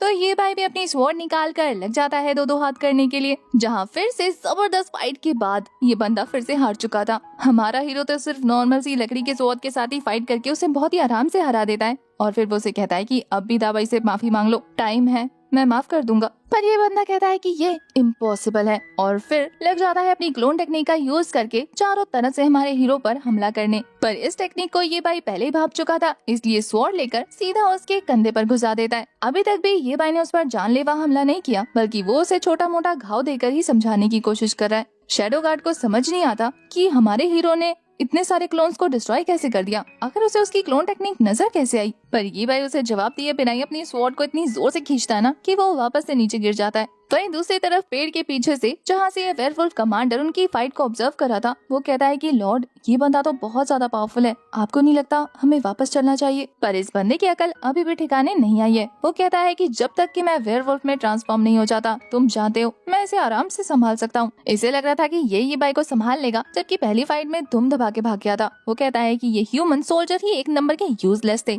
इसी वजह से तो उसके सामने नहीं टिक पाए। इतने सारे लोग मिलकर भी एक नॉर्मल से लड़के को नहीं संभाल रहे, कितनी वेस्ट ऑफ आर्मी है। अपनी बारे में भूल गया था, कितने पावरफुल सोल्जर्स लेकर आया था फाइट करने के लिए, लेकिन फिर भी सामने नहीं रख पाया उनको। इससे ज्यादा तो इसका कमांडर समझदार लग रहा था। वो कहता है कि शायद लॉर्ड आप भूल गए कि जब हमारी इन ह्यूमन रेस के साथ फाइट हुई थी तो हम इनके सामने कुछ नहीं कर पाए थे। ये बंदा कुछ भी बर्दाश्त कर सकता था, लेकिन अपने ईगो पर सवाल उठता देखकर वो कहता है कि बकवास बंद करो, अगर एक और लफ्ज भी बोला ना तो यहाँ से धक्के मार के भेज दूंगा वापस, और इसके अलावा तुम्हें अपना ज्यादा बेवकूफ वाला दिमाग दौड़ाने की जरूरत नहीं है। पर ये चीज उसने शायद कुछ ज्यादा ही जोर से बोल दी थी, क्योंकि ये आवाज कमांडर के कानों तक पहुंच जाती है और वो भी चौकन्ना हो जाता है। उल्टा वो तो इन वेयरवुल्व्स को हमारे ये भाई के साथ कनेक्ट करते हुए कहता है कि लड़के अब भी वक्त है, बता दे अपनी सच्चाई, कौन है तू और तू प्रिंसेस के पीछे क्यों पड़ा है। अचानक से ये लोग उसे ही गुनहगार बना रहे थे, तो ये भाई कहता है कि कहना क्या चाहते हो। वो कमांडर तो ऐसे हंसता है जैसे कि उसे हमारे हीरो की बात पर हंसी आ रही हो। वो कहता है कि क्या तुमने हमें इतना बेवकूफ समझा है कि हम नहीं समझ पाएंगे कि तुम उस वेयरवुल्फ गैंग से जुड़े हुए हो और यहाँ प्रिंसेस को हर्ट करने के इरादे से आए हो। ये बोलने के बाद वो उसी डायरेक्शन में अटैक थ्रो कर देता है जिस डायरेक्शन में वो वेयरवुल्व्स छुपे हुए थे। उसकी अटैक की वजह से तो वहाँ का सारा पेड़ पौधा सब हिल चुका था।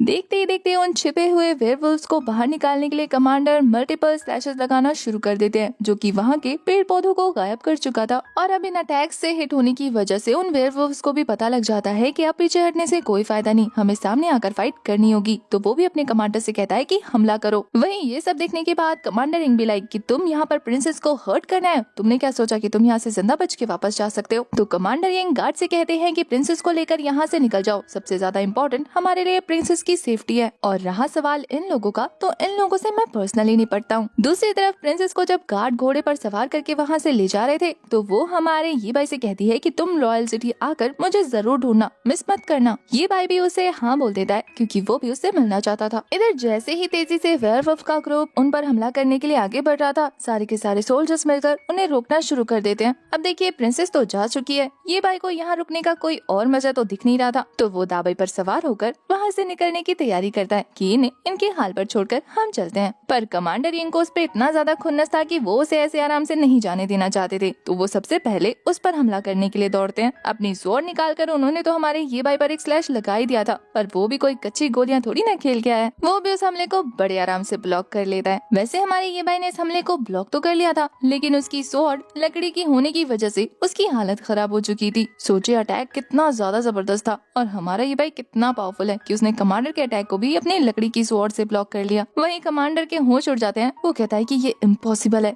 ये लड़का स्वॉर्ड किंग रियान पर है, आखिर तुम्हारी उम्र कितनी है, बच्चे से तो हो और तुम स्वॉर्ड किंग रियान पर कैसे पहुंच गए। वहीं दूसरी तरफ दिखाते हैं कि सारे सोल्जर्स जब वेयरवुल्व्स के साथ फाइट कर रहे थे, तो पता नहीं कैसे उनकी आर्मी हारने लगती है। शायद ये भाई के साथ फाइट करने की वजह से उनकी एनर्जी एग्जॉस्ट हो चुकी है और अब जब उन्हें वेयरवुल्व्स के साथ लड़ना पड़ रहा है तो वो आराम से उन्हें हरा दे रहे हैं। ये सारी चीजें जब शैडो शामा नोटिस करता है, तो वो कमांडर इंग को कहता है कि हम लोग ज्यादा देर तक इन्हें होल्ड नहीं कर पाएंगे, ये हम पर हावी हो रहे हैं। बस फिर क्या था, कमांडर इंग का सारा ध्यान उन वेयरवुल्व्स पर पहुंच जाता है और वो हमला करने के लिए आगे बढ़ने लगते हैं कि इन ऑर्क्स को तो मैं अभी ठिकाने लगा देता हूँ। ये देखने के बाद हमारा ये भाई वहाँ से निकल जाता है क्योंकि उसे अपना टाइम वेस्ट नहीं करना था। वहीं दूसरी तरफ कमांडर इंग सच में काफी ज्यादा पावरफुल थे, उनके एक स्लैश से वहाँ पर काफी सारे वेयरवुल्व्स मारे जाते हैं। ये देखकर तो वुल्फ लॉर्ड के होश उड़ जाते हैं। वो कहता है कि ये ह्यूमन असल में 7th रैंक का स्वॉर्डमैन है, इसका मतलब मैं इसे नहीं हरा सकता, और वो जोर जोर से रोर करते हुए वहाँ से भाग जाता है। समझ नहीं आता कि ये वेयरवुल्फ है या फिर गीदड़, मुसीबत देखते ही भाग खड़ा होता है। वहीं अब तक हमारा हीरो दाबाई के साथ अपने सफर को खत्म कर चुका था और अब वो ज़्याओ जिंग की सवारी करते हुए सोच रहा है कि 1 साल तो बहुत ज्यादा कम है, मुझे जल्द से जल्द रॉयल सिटी पहुंचने का रास्ता ढूंढना होगा, वरना तो 1 साल में उसकी शादी हो जाएगी। वैसे ओल्ड मैन ने कहा था कि मेरी वाइफ भी एक प्रिंसेस है और ये लड़की भी प्रिंसेस है, पता नहीं हम दोनों की किस्मत में क्या लिखा है। इसलिए फिलहाल के लिए वो हमारे ज़्याओ जिंग से कहता है कि जिनान सिटी जाने की तैयारी करो, क्योंकि वहीं से हमें रॉयल सिटी जाने का रास्ता मिलेगा। उसकी बात सुनकर ज़्याओ जियांग उसी डायरेक्शन में आगे बढ़ने लगता है। वहीं दूसरी तरफ ये भाई सोच रहा था कि वो अभी भी बहुत कमजोर है। ओल्ड मैन ने कहा था कि उसे लोकी बन के रहना है, मतलब लो प्रोफाइल होकर रहना है। अगर वो ज्यादा चढ़ेगा और अपनी पावर का शो ऑफ करेगा तो कोई भी पावरफुल पर्सन उस पर हावी हो सकता है। बाहर की दुनिया में तो कितने भी पावरफुल लोग हो सकते हैं। इसलिए वो डिसाइड करता है कि वो अभी के लिए अपनी स्वॉर्ड गॉड रियाल्म की कल्टीवेशन पर ध्यान देगा, साथ ही रॉयल सिटी बढ़ता रहेगा। जिनान सिटी पहुंचने के बाद हमारा ज़्याओ जियांग उसे वहीं ड्रॉप कर देता है। जहां आगे बढ़ने पर हमारे हीरो को एंट्रेंस गेट पर कुछ गार्ड नजर आते हैं जो कि एक बंदे को बुरी तरीके से पीट रहे थे, ये कहते हुए कि तुम्हें इस सिटी के अंदर एंटर होने के लिए एंट्रेंस फीस देनी होगी, और इसके अलावा तुम्हारी हिम्मत कैसे हुई मेरे आर्मर पर दाग लगाने की, इसके लिए तुम्हें एक्स्ट्रा पे करना होगा। ये guards basically normal poor peoples को बुली करते हैं। ये गार्ड्स उस बंदे से कहते हैं कि अगर तुमने इनफ कॉम्पोसेशन नहीं दिया तो फिर मैं तुम्हें यहीं पर जान से मार दूंगा। इतना ही नहीं, वो तो उन्हें भरे बाजार में ह्यूमिलेट कर रहे थे। वहाँ पर जितने भी लोग खड़े थे उनके सामने उस बंदे की बहुत बुरी हालत कर देते हैं वो लोग, जलील करके। एक तो उससे पैसे भी मांग रहे थे और दूसरा उसे गरीब भी कह रहे थे। ये सारा नजारा देखने के बाद बाकी सारे लोग जो कि सिटी के अंदर एंटर होना चाहते थे वो डिसाइड करते हैं कि वो इन 2 सोल्जर से तो पंगा बिल्कुल नहीं लेंगे, वरना उनके लिए खतरा बढ़ जाएगा। तभी वहाँ पर अचानक से एक लड़की अपीयर होती है जो कि उन सोल्जर्स को डांटना शुरू कर देती है कि आखिर तुम्हारी हिम्मत कैसे हुई अपनी रेपुटेशन का फायदा उठाते हुए लोगों को बुली करने की। पर वो सोल्जर्स तो उसे ही धमकाना शुरू कर देते हैं कि आखिर तुम कौन हो और तुम्हारी इतनी हिम्मत कैसे हुई दूसरों के मामले में टांग अड़ाने की। ये गार्ड्स इक्वालिटी पे बहुत ज्यादा बिलीव करते हैं, इसलिए कहते हैं कि चुपचाप यहाँ से निकल जा वरना तेरी भी पिटाई शुरू हो जाएगी। दूसरा वाला गार्ड तो लगता है बहुत ही ज्यादा क्रूर है। वो कहता है कि इससे बातें क्यों करना, चुपचाप इसे भी जमीन पर पटक कर पीटते हैं, अपने आप इसकी फैमिली सामने आकर इसके लिए भी पे करेगी। वैसे उनकी बातें तो बहुत ज्यादा खतरनाक लग रही थी, पर ये लड़की बहुत ज्यादा बोल्ड है।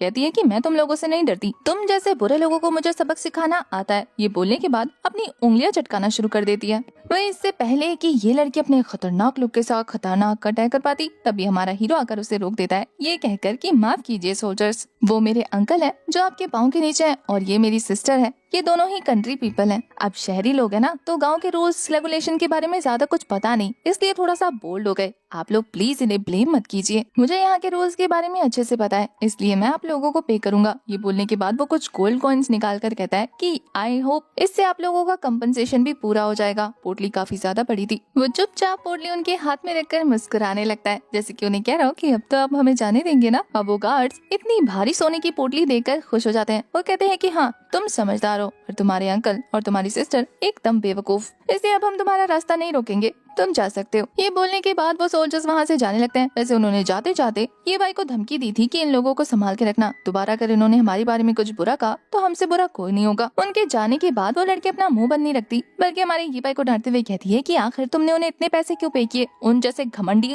और लालची लोगों को 1 रुपया नहीं देना चाहिए था। अब ये चीजें अनफॉर्चुनेटली वो गार्ड सुन लेते हैं, जिससे वो वापस आकर कहते हैं कि लगता है ये लड़की सबक सीखे बिना मानेगी नहीं, इसकी हिम्मत तो देखो, ये अभी भी हमें बुरा भला बोल रही है, अब तो इसे सबक सिखाना ही पड़ेगा। ये भाई उन्हें संभालते हुए कहता है कि सोल्जर्स, मैंने आपको कहा ना मेरी छोटी बहन थोड़ी सी पागल है, असल में उसे अंकल ने अच्छी तरबियत नहीं दी तो उसे पता नहीं है कि बड़ों से किस तरीके से बात करते हैं, तो आप उसकी छोटी सी भूल के लिए उसे माफ कर दीजिए, दोबारा ऐसा नहीं होगा। पर वो गार्ड्स तो साफ साफ मना कर देते हैं। जब वो देखते हैं कि ये भाई भी पैसे देने के बाद उनसे बड़े प्यार से बात कर रहा है, तो वो तो अब उस लड़की को धमकाने पे आ जाते हैं कि लगता है इसे पीटना ही पड़ेगा। दूसरा वाला गार्ड तो अपनी हवस पूरी करना चाहता था। वो कहता है कि ये लड़की सुंदर तो है, तो क्यों ना हम 2 दिन के लिए इसे मजे करने के लिए अपने साथ ले जाएं। अब यहाँ तक तो ये भाई के लिए सब कुछ ठीक था, लेकिन ये चीज वो बिल्कुल बर्दाश्त नहीं करता। वो उसे प्रोटेक्ट करते हुए कहता है कि आखिर तुम लोगों की हिम्मत कैसी हुई इस बारे में सोचने की, तुम लोग तो सच में बहुत ज्यादा घटिया हो। अगर मेरी सिस्टर के खिलाफ आंख उठाने की भी कोशिश की ना तो आंखें निकाल लूंगा। बस उसकी बातों से इस सोल्जर्स की ईगो बहुत बुरी तरीके से हर्ट हो जाती है। वो कहता है कि बच्चे, आखिर तेरी हिम्मत कैसे हुई हमसे इस तरीके से जबान लड़ाने की। और फिर वो लग जाते हैं हमारे हीरो को सबक सिखाने के लिए, ये सोचकर कि पीट पाट के इसकी भी हालत खराब कर देंगे। पर होता इसका उल्टा है। पहले तो वो उनके अटैक को डॉज करता है और फिर हाथ पकड़कर इतनी बुरी तरीके से मरोड़ता है ना कि वो दोबारा अपना हाथ छुड़ा नहीं पाते और 4 लोगों के सामने जमीन पर बेहाल होकर गिर जाते हैं।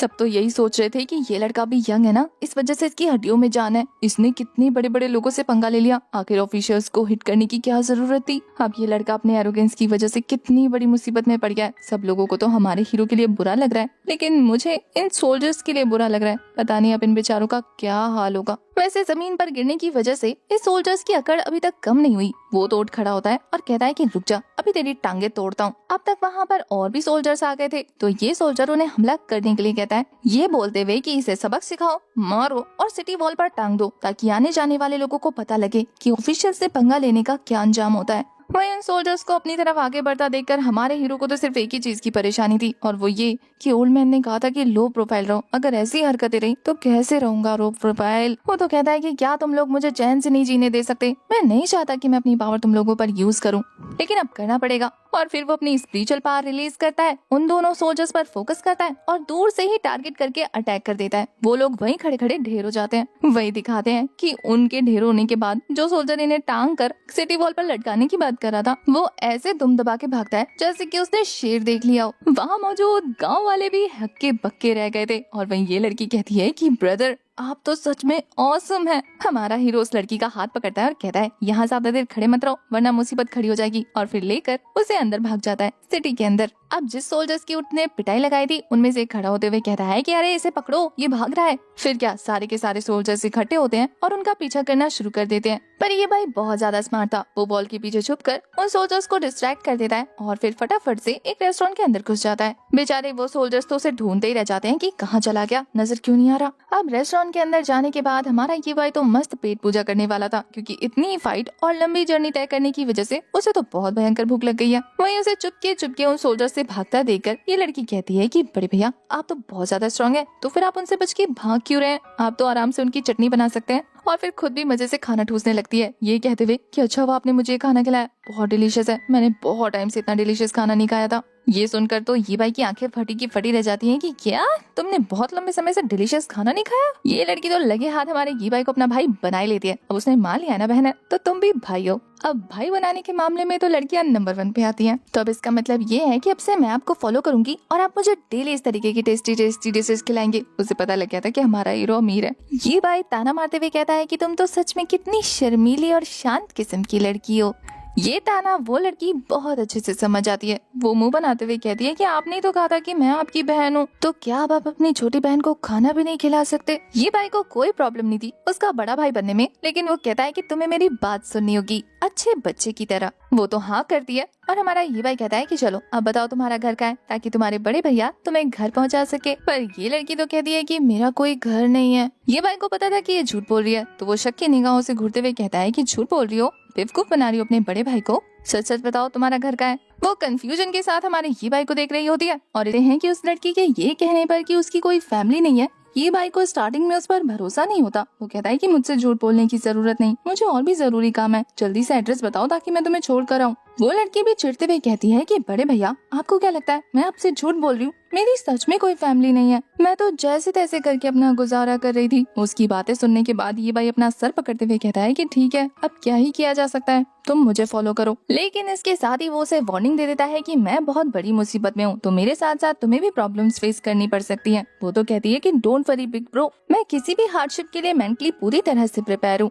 इस लड़के की मन की बातों से हमें पता लगता है कि इसे पता है कि हमारा ये भाई कितना स्पेशल है और उसका स्वॉर्ड इंटेंट कितना परफेक्ट है। वो कहती है कि ये तो मेरे स्वॉर्ड पीपल्स के साथ परफेक्टली कॉम्प्लीमेंट करता है और वो ये भाई के साथ इसीलिए रहना चाहती है ताकि वो उसके साथ मिलकर अपनी स्वॉर्ड स्किल्स को इम्प्रूव कर सके। अकेले अकेले तो उसे कौन ही सिखाएगा और दूसरा बोर होती रहेगी। वो ये सोच सोच के खुश हो रही थी। वहीं पास के टेबल पे कुछ लोग आपस में बात करते हुए बताते हैं कि क्या तुमने नए बाउंटी पोस्टेड के बारे में सुना जो कि हमारे ही शहर में लगा है। मैंने सुना है कि कुछ इविल स्पिरिट हमारे ह्यूमन टेरिटरी में आ गई है और तबाही मचा रही है। उन्हें मारने के लिए कुछ कल्टीवेटर्स भी गए थे, लेकिन उन इविल स्पिरिट्स ने उन स्वॉर्ड कल्टीवेटर्स को भी जान से मार दिया। इस वजह से ऐसा कहा जा रहा है कि जो भी उन इविल स्पिरिट्स को जिंदा या मुर्दा पकड़ेगा उसे हमारे राजा पर्सनली मिलकर काफी बड़ा इनाम देंगे। सोचो ये कितनी अच्छी अपॉर्चुनिटी होगी कि हमें सिटी लॉर्ड से मिलने का मौका मिलेगा और फिर हो सकता है एम्परर हमें कोई ऑफिशियल टाइटल भी दे दे अगर हम उस बाउंटी को जीत जाते हैं तो। पर तभी उसका दोस्त उसे शांत कराते हुए कहता है कि इविल स्पिरिट्स जैसी कोई चीज नहीं होती, मुझे तो लगता है कि ये कोई फैंटम डीमंस है और ये उन्हीं का काम है हमें डिस्ट्रैक्ट करने के लिए या फिर डराने के लिए, या फिर ये बीस्ट क्लैन की कोई चाल हो सकती है हमसे आगे निकलने के लिए, हमारे ह्यूमन टेरिटरी में केओस फैलाने के लिए। वैसे भी सालों से हमारा रिश्ता उनके साथ बहुत खराब रहा है, या सिटी लॉर्ड को नीचा दिखाने के लिए बाकी सारी डायनेस्टीज ये सारी चालें चल रही हैं, कुछ भी हो सकता है। ऐसे में इविल स्पिरिट्स को दोष देना मेरे हिसाब से बिल्कुल बेवकूफी का काम है। वही तीसरा वाला बंदा जो कि उन दोनों में समझदार लग रहा था वो कहता है कि तुम लोग बेवकूफ हो, तुम्हें क्या लगता है कि फैंटम डीमंस का काम अगर ये हुआ भी तो इस चीज को इतना लाइटली लेना सही होगा, चाहे साजिश किसी की भी क्यों ना हो या फिर वो खुद इविल स्पिरिट्स ही क्यों ना हो, हमारे लिए बहुत बड़ी मुसीबत खड़ी हो चुकी है, इसलिए बेहतर होगा कि हम सतर्क रहें। इधर हमारा हीरो उन तीनों की बातें बड़े ध्यान से सुन रहा था। वो अपनी चाय की चुस्की लेते हुए कहता है कि मैं तो सोच ही रहा था कि रॉयल सिटी में एंटर होने के लिए क्या बहाना यूज करूं। ये बहाना अच्छा होगा, इविल स्पिरिट्स को मारने के बाद मैं आराम से अंदर एंटर हो सकता हूँ। तभी वेटर उनके लिए ताजा ताजा डिश लेकर आता है। ये भाई तो उसे ही दबोचते हुए कहता है कि इस सिटी में होने वाले बाउंटी हंट के बारे में तुम्हें क्या जानकारी मालूम है। वो बंदा बताता है कि हाँ काफी सारे फैंटम बीट सिटी में आए हुए हैं और वो हमारे देश के लोगों को मार रहे हैं। बहुत सारे सोल्जर्स गए थे उन्हें एलिमिनेट करने, लेकिन वो लोग मार कर उन्हें वहाँ से डिसअपीयर हो जाते हैं। हैं, किसी भूत की तरह। इन्हीं चीजों से परेशान होने के बाद सिटी लॉर्ड ने ये बाउंड्री इशू किया ताकि बेस्ट स्वॉर्ड कल्टीवेटर सामने आए और जो भी फैंटम डीमन को उनके राज्य से हरा कर भगा देगा या फिर उन्हें जान से मार देगा उसे इनाम मिलेगा। इसके अलावा उन्हें डायनेस्टी में फ्री एंट्री भी मिल सकती है। वो बंदा तो बताते बताते ख्यालों में खो जाता है कि डायनेस्टी में एंटर होना बहुत बहुत बहुत लकी बात है।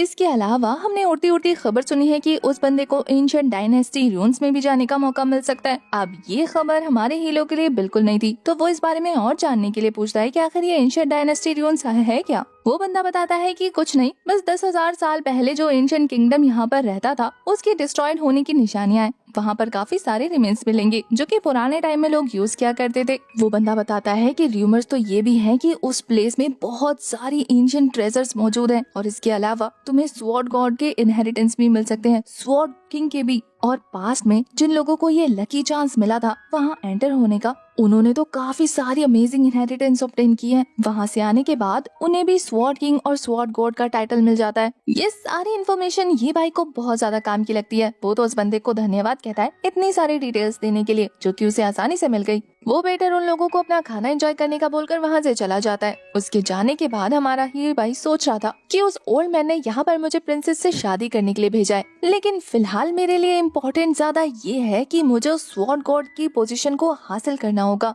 और ज्यादा पावरफुल बनने के लिए, और इसके लिए मुझे उस एंशिएंट डायनेस्टी रून्स में जाना होगा। यहाँ ये भाई ये भी सोच रहा था कि क्या पता उस रून्स के अंदर एंटर होने के बाद मुझे ऐसी मिस्टीरियस चीज मिले जिसकी हेल्प से मैं स्वॉर्ड एम्परर रियल्म को कल्टीवेट कर लूँ। वैसे भी कितने सालों से अटका पड़ा हूँ, तो मेरे लिए ये अपॉर्चुनिटी बेस्ट होगी, तो पहले इसी काम में लगते हैं। ये सोचते ही खुश हो जाता है। यहाँ उसकी लिटिल सिस्टर, जिसका अभी तक हमें नाम इंट्रोड्यूस नहीं किया गया है, तो हम उसे जुकी बुलाएंगे।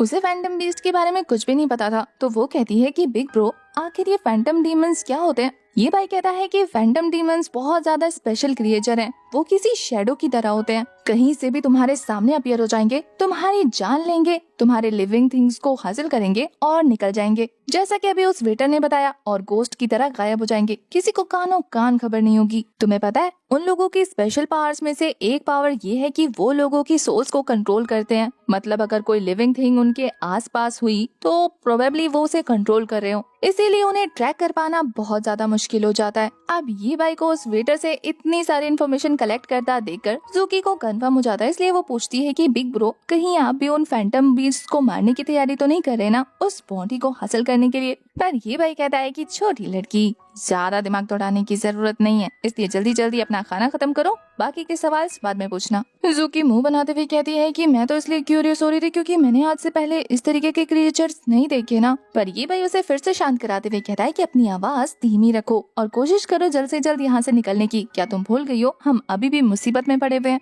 इसलिए अगर तुमने इस बारे में ज्यादा बात की तो और भी लोगों का टेंशन खींच लोगी। तो बेहतर होगा जल्दी से अपना खाना खत्म करो ताकि मैं एक अच्छी सी जगह देखकर वहाँ पर तुम्हें छुपा सकूं। इसके अलावा आशा करता हूँ कि तुम मुझसे झूठ नहीं बोल रही हो कि तुम्हारी कोई फैमिली नहीं है, क्योंकि अगर वो हुई तो वो तुम्हारे बारे में बहुत परेशान हो रही होगी और तुम्हें ढूंढ नहीं पाएगी अगर तुम मेरे साथ रहोगी तो। और अगर ऐसा हुआ तो मुझे बहुत बुरा लगेगा और मैं तुम्हें बिल्कुल माफ नहीं करूँगा। अब ये भाई को इतना डांटा देकर वो कहती है कि ठीक है खा रही हूँ मैं, तुम तो मेरे दादा से भी ज्यादा खड़ूस हो। अब ये सुनकर ये भाई भी लाइक कि मतलब तुम्हारे दादाजी हैं, अब ये बताओ कहाँ हैं वो। जुकी बच्चों की तरह टेंट्रम शो करते हुए कहती है कि अभी अभी तुमने मुझे डांटा, तुम मेरे साथ मीन थे, तो तुम्हें क्यों लगता है कि मैं तुम्हें बताऊंगी कि वो कहाँ है। ये भाई परेशान होते हुए कहता है कि अरे पागल लड़की, तुमने मुझे इतनी बड़ी मुसीबत में डाला, एटलीस्ट मुझे बताओ तो सही। अच्छा ये तो बता दो तुम्हारा नाम क्या है। नाक चढ़ाते हुए सही, पर वो बता देती है लिन क्या क्या। अब आप कमेंट करके बताओ कि मैं इसे जुकी बुलाऊं या फिर लिन क्या बुलाऊं। इसके बाद तो वो ये भाई से भी उसका इंट्रोडक्शन लेती है। उसका नाम सुनकर कहती है कि तुम्हारी थोबड़ी पे तुम्हारा नाम सूट नहीं कर रहा। पर फिर जब ये भाई फिर से उसे डांट कर खाना खाने को कहता है तो वो उस पर चिल्ला देती है कि बहुत परेशान करते हो तुम। अब हमें सिटी पैलेस का सीन दिखाते हैं जहाँ पर वहाँ के एम्परर अपने तीनों बच्चों ली याओ, ली क्वांग और ली मई से मीटिंग करते हैं। ये तीनों भी काफी अच्छे स्वॉर्डमैन थे, इसलिए सिटी लॉर्ड कहते हैं कि आशा करता हूँ कि मैंने अनफेयर नहीं किया होगा कुछ भी। मैंने बाउंड्री अनाउंस की है जिसके बाद जो भी उन डीमंस को मारेगा वो एंशिएंट डायनेस्टी रून्स में जाने के लिए काबिल हो जाएगा। तो इसलिए अब तुम तीनों अपने अपने काम पर लग जाओ। ये बोलने के बाद वो अपने ली क्वांग और ली मई यानी दोनों बच्चों को वहाँ से भेज देता है। लियाओ को रुकने को कहता है। उन सभी के जाने के बाद उनके फादर लियाओ से पूछते हैं कि क्या तुम जानते हो मैंने तुम्हें यहाँ क्यों रोका। लियाओ खुश होते हुए कहता है कि फादर क्योंकि आप चाहते हैं कि मैं सबसे पहले उस एंशिएंट रूम में एंटर हूँ। फादर खुश होते हुए कहते हैं कि बिल्कुल सही, तुमने सही पहचाना, तुमने 7 सेगमेंट स्वॉर्ड बोन को पोजेस कर रखा है, इसीलिए तुम्हारे लिए वहाँ जाना बेहतर होगा क्योंकि स्वॉर्ड गॉड की पोजीशन सिर्फ तुम डिजर्व करते हो। अगर तुम रून्स में पहले एंटर हुए तो फिर स्वॉर्ड किंग बनने के चांसेस तुम्हारे लिए ज्यादा हाई होंगे। वैसे वो दोनों तुम्हारे भाई बहन हैं, लेकिन इसका मतलब ये नहीं है कि वो तुम्हारे साथ हैं। अगर तुम उनसे पावरफुल बन गए और उस रून्स में जाने के बाद तुमने पावर हासिल कर ली तो फिर सिटी लॉर्ड की पोजीशन फ्यूचर में तुम्हारी होगी और वो दोनों तुम्हारे राइट और लेफ्ट आर्म बनेंगे, यानी कि सपोर्टिव पिलर्स। ये सुनकर लियाओ खुश तो हो जाता है, लेकिन उसकी क्यूरियोसिटी अब बढ़ जाती है। वो कहता है कि फादर आपको नहीं लगता कि ली क्वांग और ली मई वो दोनों ही अलग अलग पर्सनालिटी के हैं? ली मई तो फिर भी मान लेगी, लेकिन ली क्वांग मेरे आगे सबमिट नहीं करेगा। पर उसके फादर शायद बायस हैं। वो कहते हैं कि तुम्हें उस चीज की चिंता करने की कोई जरूरत नहीं, तुम्हें बस पावरफुल होना है और उनके पास कोई चॉइस नहीं छोड़नी है। जो तुमसे लड़ नहीं सकते वो तुम्हारे आगे सबमिट जरूर करते हैं। उसके फादर अपने पास से एक मैजिक मिरर निकाल कर अपने बेटे को पकड़ाते हुए कहते हैं कि इस मैजिक मिरर की हेल्प से तुम्हें उन फैंटम डीमंस के वेयर अबाउट्स के बारे में पता लग जाएगा। वो जहाँ जहाँ होंगे तुम आसानी से वहाँ पहुँच जाओगे। ये सुनकर लियाओ खुश हो जाता है। अब इससे उसके जीतने के चांसेस बहुत ज्यादा हाई हो गए। हमें उस लोकेशन को दिखाते हैं जहाँ पर वो फैंटम डीमंस मौजूद थे और एग्जैक्ट उसी जगह से हमारा ये भाई सुजुकी के साथ आगे बढ़ रहा था। वो तो मस्त टहलते हुए गाना गाते हुए आगे बढ़ रही थी। ये भाई कहता है कि तुमने मुझसे सही तो कहा था ना कि तुम उन फैंटम बीस्ट्स को देख सकती हो। अगर तुमने मुझसे झूठ बोला तो मुसीबत में पड़ जाओगी। वो कहती है कि बिग ब्रो डोंट वरी, आप मेरे साथ काफी अच्छे थे तो मैं आपसे झूठ क्यों बोलूंगी। मेरे पास स्वॉर्ड प्यूपिल्स है जिसकी वजह से मैं उन फैंटम बीस्ट्स को देखूंगी ना तो वो मेरे सामने रिवील हो जाएंगे, उनकी ट्रू आइडेंटिटी। तभी किसी चीज को देखने के बाद वो बहुत ज्यादा हैरान होते हुए कहती है कि यहाँ तो बहुत बड़ी गड़बड़ है। बिग ब्रो मुझे वो दिख गए, वहाँ से काफी ज्यादा इविल एनर्जी रिलीज हो रही है। ये भाई भी परेशान हो जाता है और जब वो दोनों उस डायरेक्शन में जाते हैं तो वहाँ पर काफी सारे लोग मरे पड़े थे। वहाँ का डेमोनिक ऑरा भी बहुत ज्यादा हाई था। वहाँ जाते ही सुकी को स्मेल आने लगती है। थोड़ी देर तक गौर से देखने के बाद वहाँ पर मौजूद एक बॉडी के पास उन्हें वो फैंटम डीमंस नजर आ जाता है जो कि बहुत ज्यादा गोस्टली शैडोइक फिगर था। उस शैडो की नजर भी इन दोनों पर पड़ चुकी थी। इसका मतलब ये है कि अब ये दोनों उसका नेक्स्ट टारगेट बन गए हैं। उन फैंटम बीस्ट की नजर भी इन लोगों पर पड़ चुकी थी, इसलिए वो तो हमला करना शुरू कर देता है लेजर आइज से। पर हमारा हीरो ये भाई अपनी मेटल पावर का यूज करके उसके अटैक को हवा में ही डिस्ट्रॉय कर देता है और ये सारी चीजें सुकी अपने आइज से विटनेस कर रही थी। वो अपने बिग ब्रो से और भी ज्यादा इम्प्रेस हो जाती है। वहीं ये डेमन बाकी सभी फैंटम बीस्ट से कहता है कि इन लोगों को मारने में मेरी हेल्प करो और हमें पता लगता है कि यहाँ पर एक नहीं बल्कि बहुत सारे फैंटम बीस्ट मौजूद है। जिन मरे हुए लोगों की हमने लाशें देखी थी वो लाशें नहीं बल्कि यही बीस्ट थे जिन्होंने की उन लोगों का रूप धारण करके रखा हुआ था। वो सभी लोग तेजी से ये भाई पर हमला करना शुरू कर देते हैं, पर वो भी अपनी आइस पावर का यूज करके उन सभी फैंटम डीमंस को हवा में ही डिस्ट्रॉय कर देता है। और वो जो मेन था जो उन लोगों को लीड कर रहा था वो ये देखकर हैरान रह जाता है। अब ये नजारा देखने के बाद वो फैंटम बीस्ट तो वहाँ से भागने की तैयारी कर रहा था, पर हमारा ये भाई उसे रास्ते में ही रोक लेता है, ये कहते हुए कि कहाँ चली। वो तो उस पर स्लैशेस लगाना शुरू कर देता है, काफी सारे। इन स्लैशेस से हिट होने के बाद वो फैंटम डीमन कहता है कि डीमन लॉर्ड को अगर पता लगा कि तुमने मेरे इतने सारे क्लोन को मार दिया तो फिर वो तुम्हें जाने नहीं देंगे। ये भाई उसकी धमकियों को इग्नोर करके एक फाइनल स्लैश लगाकर उसे मार डालता है। उस डीमन फैंटम के मरने के बाद उसका क्रिस्टल अपीयर हो गया था जो हमारे ये भाई के पास आ जाता है। उस क्रिस्टल को देखने के बाद ये भाई खुद से बात कर रहा था, ये कहते हुए कि ये क्रिस्टल ह्यूमन कल्टीवेशन के लिए काफी अच्छा होता है तो इसे मैं अपने पास रख लेता हूँ। इसके बाद ये भाई जुकी से कहता है कि अब मुझे उन लोगों का रास्ता बताओ जिन लोगों का रूप इन लोगों ने धारण करके रखा हुआ था, क्योंकि फैंटम बीस्ट सिर्फ उन्हीं लोगों का क्लोन बना सकते हैं जो कि जिंदा हो। उनके मर जाने के बाद वो ज्यादा दिनों तक इस क्लोन पर सरवाइव नहीं कर सकते, तो हमें एक्चुअल लोगों को ढूंढना होगा। साथ ही उन्हें रेस्क्यू करने के बाद हमें बाकी सारे फैंटम डीमंस को भी एलिमिनेट करने के लिए निकलना होगा। तो यहाँ जुकी उसे रास्ता दिखाने लगती है और वो पड़े हुए घायल पर्सन को उठाकर उन लोगों तक पहुँच जाता है। वो सभी भी काफी बुरी तरीके से इंजर्ड हुए पड़े थे, पर ये भाई उनसे शांत रहने को कहता है, ये कहते हुए कि चिंता मत करो, मैं एक एक करके यहाँ से सभी फैंटम बीस्ट को मार दूंगा, फिर आप लोगों के लिए ये एरिया बहुत ज्यादा सेफ हो जाएगा। और ये बोलने के बाद वो ज़ूकी के साथ वहाँ से निकल जाता है, जहाँ ज़ूकी फिर से उन लोगों का अड्डा ढूंढ निकालती है। अब ये देखकर तो ये भाई भी इम्प्रेस था कि इस लड़की की प्यूपल्स तो सच में कमाल की है, ये तो बहुत दूर से ही उन डेमोनिक एनर्जी को सेंस कर पा रही है। तभी देखते ही देखते वहाँ पर काफी सारे और फैंटम बीस्ट अपीयर हो जाते हैं और उन्हें देखने के बाद हमारा हीरो टेरेस पर चढ़ जाता है और अपनी लकड़ी की स्वॉर्ड निकाल कर उनके साथ फाइट के लिए फुल टू रेडी हो जाता है। अब ये फैंटम डीमंस ये भाई को चारों तरफ से घेरने के बाद कह रहे थे कि ये बंदा पावरफुल होगा, इसका मतलब ये है कि इसकी सोल को एब्जॉर्ब करने के बाद हम और भी ज्यादा स्ट्रॉन्ग हो जाएंगे। आधे से ज्यादा फैंटम बीस्ट तो उससे डर रहे थे, पर बाकी सारे उसे दिलासा देने लगते हैं। इस बार जो उनका टीम लीडर था वो काफी ज्यादा बहादुर लग रहा था और साथ ही खुद की पावर पर बहुत ज्यादा कॉन्फिडेंट भी। वो कहता है कि डीमन लॉर्ड को प्रॉब्लम ना हो, इसलिए हमें जल्द से जल्द उनके दिए हुए काम को पूरा करना है, उनके दुश्मनों को रास्ते से निपटाना है ताकि वो अपना एक्चुअल प्लान कंटिन्यू कर सके। इस लड़के की वजह से ऑलरेडी हमारी टीम आधी हो चुकी है, तो इसको तो फटाफट रास्ते से निपटाना पड़ेगा। इससे पहले कि ये भाई उन पर हमला कर पाता, तभी वहाँ पर ली क्वांग की एंट्री हो जाती है और वो अपनी स्वॉर्ड स्किल्स का यूज करके एक एक करके उन सभी फैंटम डीमंस को रास्ते से हटाना शुरू कर देता है। उसने तो बहुत जल्दी इन लोगों के हेड को मार दिया था और क्रिस्टल कलेक्ट कर लिया था। ली क्वांग को वहाँ देखने के बाद हमारा ये भाई चुपचाप वहाँ पीछे के रास्ते से बाहर निकल जाता है। ये देखकर ज़ूकी कहती है कि बिग ब्रो, आपने अपने लिए मदद कब बुलाई, मुझे तो बताया ही नहीं। पर ये भाई कहता है कि मुझे तो खुद इस बंदे के बारे में नहीं पता कि ये कब कहाँ से टपक पड़ा। फिलहाल के लिए यहीं से देखते हैं कि आखिर ये क्या करने आया है। और वहीं दूसरी तरफ हम ली क्वांग को देखते हैं। वो सारे के सारे डीमन बीस्ट जो कि अब तक अपना ध्यान ये भाई की तरफ लगा कर बैठे थे,